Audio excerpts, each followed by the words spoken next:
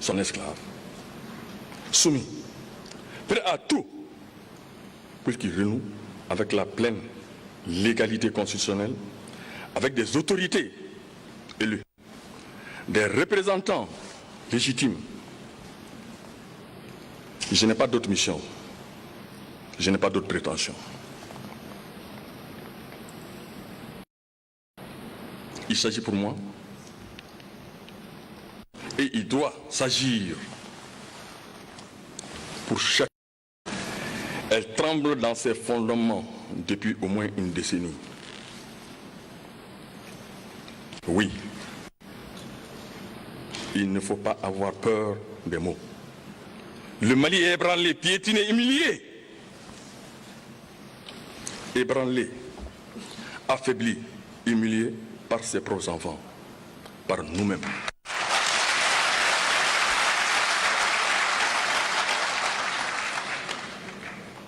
Par personne d'autre que nous-mêmes.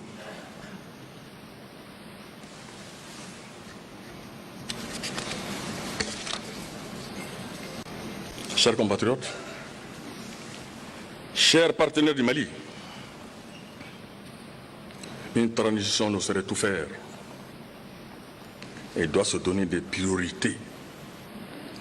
Les notes ont été débattues, validées et consignées dans la Charte nationale de la transition, issue des journées de concertation des 10, 11 et 12 septembre dernier.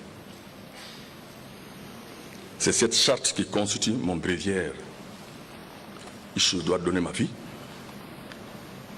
Que la transition soit menée à bon port, je n'hésiterai pas une seconde.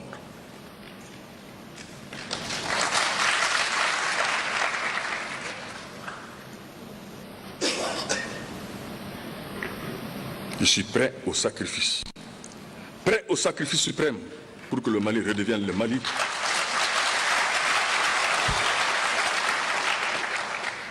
Je dis bien pour que le Mali redevienne le Mali de nos rêves et de nos potentialités.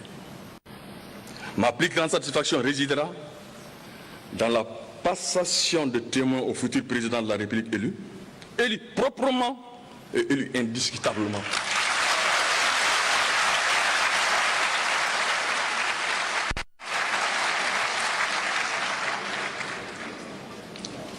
Pour cela, il nous faudra sans délai mener une réflexion profonde sur l'état de nos processus électoraux. Et ce, à l'effet de nous doter de bons textes, de bonnes pratiques, de solides contre-pouvoirs. Car ce sont ceux-là la force de toute démocratie. Au nom du peuple malien, qui ne saurait être privé de ses choix, au nom de la vérité des urnes, qui doit être la norme en démocratie, je combattrai sans concession les scrutins au coût astronomique.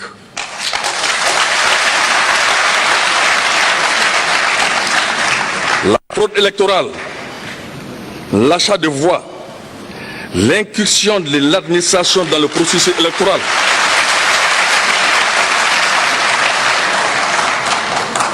la perversion des résultats pour les cours d'arbitrage,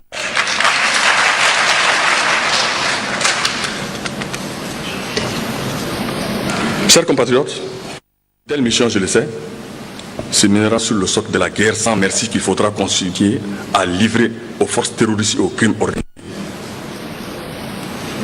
Les fléaux accablent certaines parties du pays depuis plus d'une décennie. Leur sanctuaire s'élargit au détriment de la sécurité nationale. Les demi-victoires ne se suffisent plus pour nous. Nous devons gagner totalement et durablement. Pour cela, il faut certes une gestion politique, là où celle-ci est nécessaire.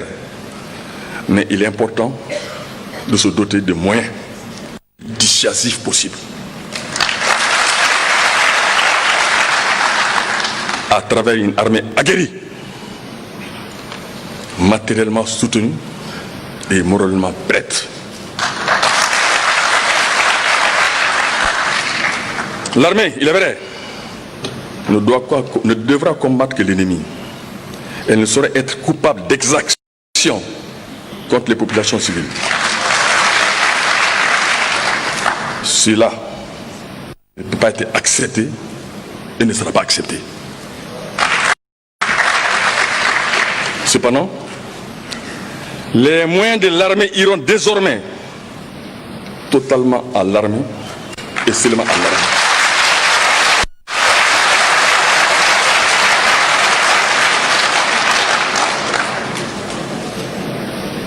Chaque centime investi pour la défense et la sécurité de ce pays, surveillé, évalué, tant que je présiderai aux destinées de la transition.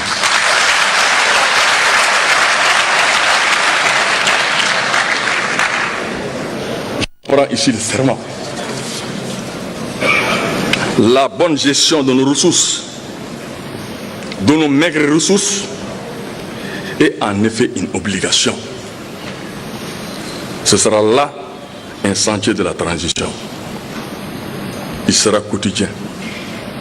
Il sera renforcé et ne sera pas négligé un seul instant. Générer des ressources optimales au niveau national n'est pas un luxe. C'est une exigence et celle-ci passe par l'utilisation judicieuse de nos maigres deniers. Je ne peux pas promettre zéro corruption, mais je ferai tout pour que l'impunité zéro soit la norme.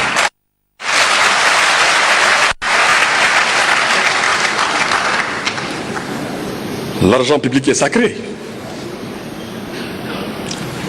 Et je ferai en sorte qu'il soit dépensé de manière traçable et raisonnable. Avec tous les sacrifices que cela comporte. En termes de mesures systémiques et de répression des crimes et délits économiques. Tous les dossiers d'enquête réalisés par nos structures de vérification seront transférés aux juges au besoin.